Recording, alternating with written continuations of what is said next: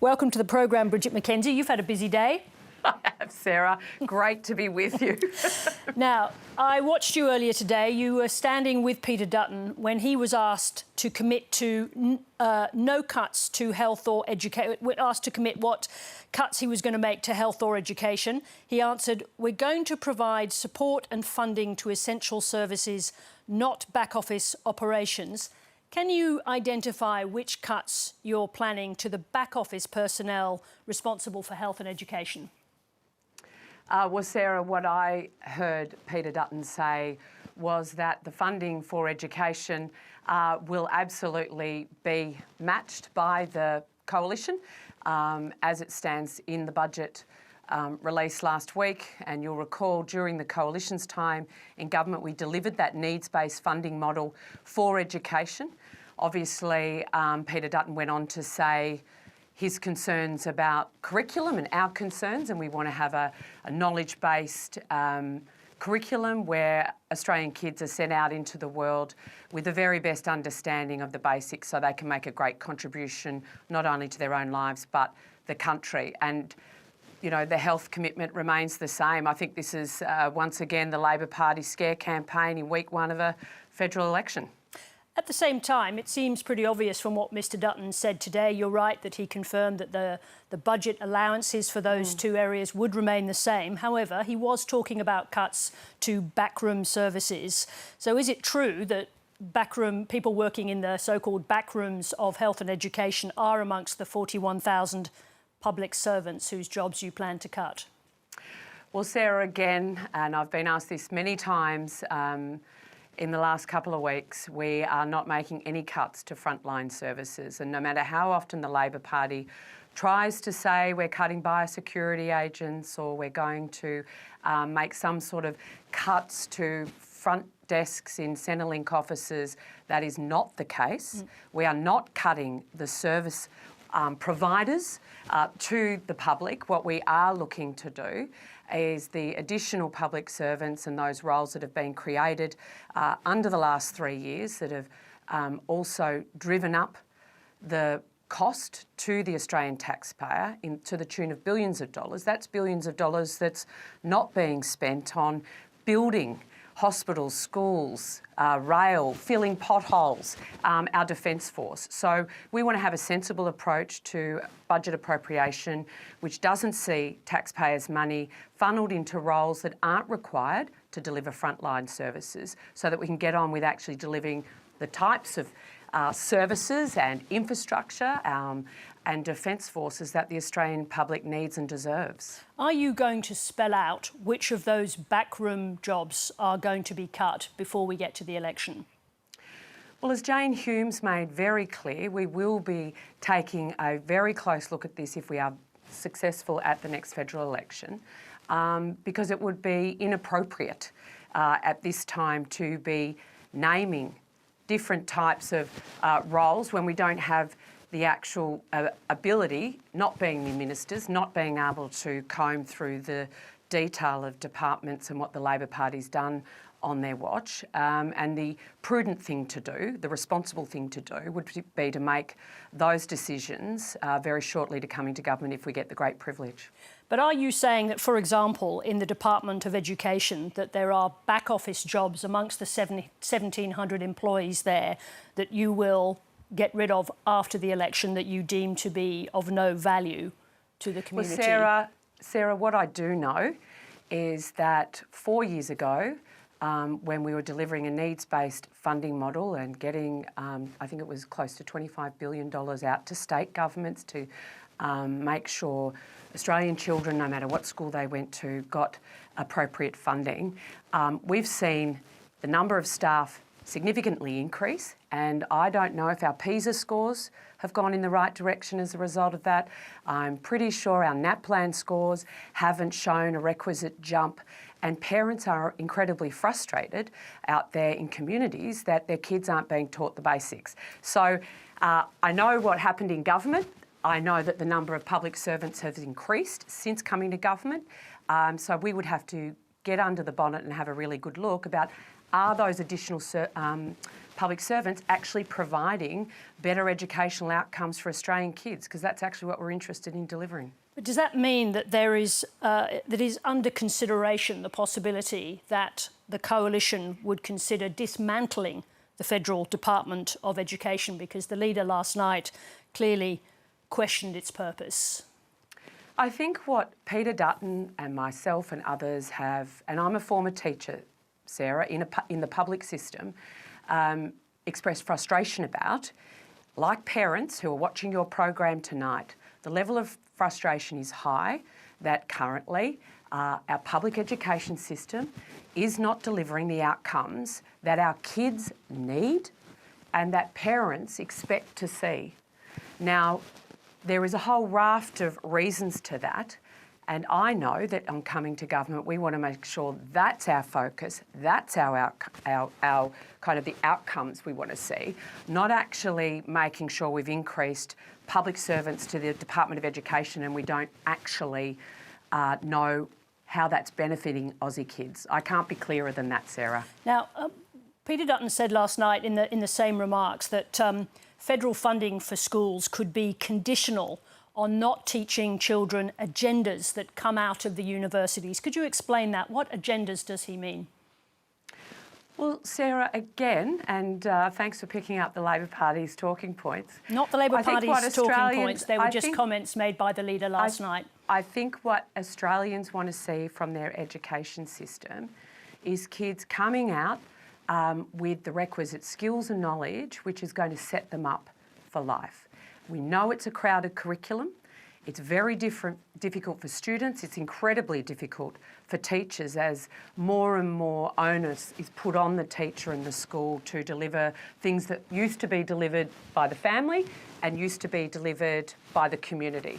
That is all now being funneled into schools, and teachers themselves are breaking under the pressure. It's incredibly crowded curriculum and we're not getting the outcomes. If we could sit here tonight, Sarah, and say that Australia was back in the top 10 for PISA scores and our maths and science scores were going through the roof, then and our NAPLAN, we didn't have the illiteracy rates we do, the student engagement in those latter years in secondary schools, particularly from young boys. If the discipline issues that we've got, where teachers are afraid to rock up to class. So on any measure that you would expect a 21st century education system to be delivering for our future generation, there are problems. We need to fix those and focus on that, and that's what we're interested in doing. We're hyper-practical people in the coalition. We want to fix these problems, which we know exist because teachers have told us, parents have told us, and frustrated students have told us. Yeah, thank you for that. I just want to move on because it would be quite wrong to have you on this programme and not ask you about infrastructure. I was getting nervous there. So you announced today that a coalition government would withdraw funds previously committed to the suburban rail loop, a major project in Victoria, and the expansion of a station, Sunshine Station, in Melbourne. Now, you've committed some of that money to completing the airport road link, rail link, I beg your pardon, the airport link instead. You can tell I'm not from Melbourne, can't you? No, it's the one project we all agree on in Melbourne, the Melbourne Airport rail link. Let me ask you the question. So does that decision that you've made today not limit the options for people living in suburban locations? Yeah. Absolutely, Sarah. What we announced today was that a coalition government would deliver the Melbourne Airport rail link, $13 billion. It's 50% of the state Labor government's cost-benefit analysis that they delivered in 22. That cost-benefit analysis and our commitment today of $13 billion includes upgrades to the Sunshine Station. It includes platform number 5, which allows those regional trains from Geelong, Ballarat and Bendigo to get in, a passenger overpass to allow those passengers to get off and get on the Melbourne Airport rail link, and they can either get into Melbourne CBD or out to the airport either way. So it doesn't restrict access for the regions. It means for once Melbourne, like Sydney, Brisbane and Perth, will actually have a connection between the airport and our CBD, which Melbourne is desperate need of.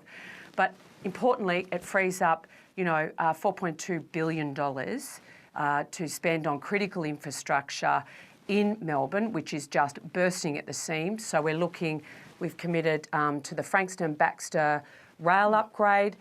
We've also announced the Donnybrook upgrade and duplication. That's going to be the size of Canberra in a few years. We need to get that piece of infrastructure built.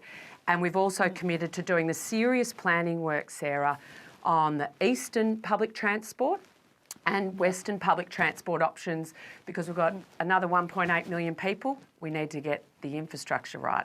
Bridget McKenzie, thank you very much indeed for joining us this evening. Always, Sarah. Thank you. And our political editor, Laura Tingle, joins me now. Laura, we've had in the middle, very early days in this election campaign, we've had a decision from the RBA governor leaving the cash rate unchanged. So what factors did the governor say the board had taken into account to make that decision? Certainly not the election campaign, Sarah. I think the interesting thing is the markets weren't really expecting rates to be cut today, but the language was so different in what the governor had to say. Of course, this is also, we should remark on the fact this is the first decision by the new Monetary Policy Board.